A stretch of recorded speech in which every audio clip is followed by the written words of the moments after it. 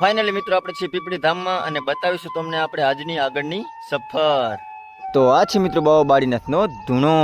લે આ હું આ જોઈ પાતાની પાણી ભરે. મિત્રો એને જોઈને તરસ તો બહુ લાગે પણ ઈદ પાણી પાય નહીં આપણે થઈ ગયા આગળ હાલતા.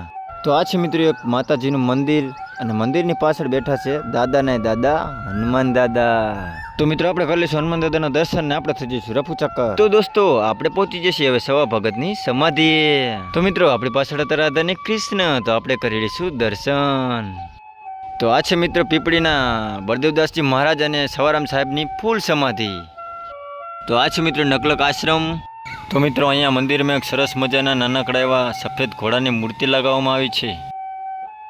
તો આ છે મિત્રો સરસ મજાની કાચની ફ્રેમમાં મઢેલી રામદેવ પીર બાપાની મૂર્તિ. તો અહીંયા તમે ફોટા કે સેલ્ફી પાડી શકો છો. કોઈ પણ મિત્રો અહીંયા હાલીને આવે તો મિત્રો થાક તો લાગે જ, એટલા માટે બેસવા અને સુવાની સુવિધા સરસ મજાની છે. તો અહીંયા બેસી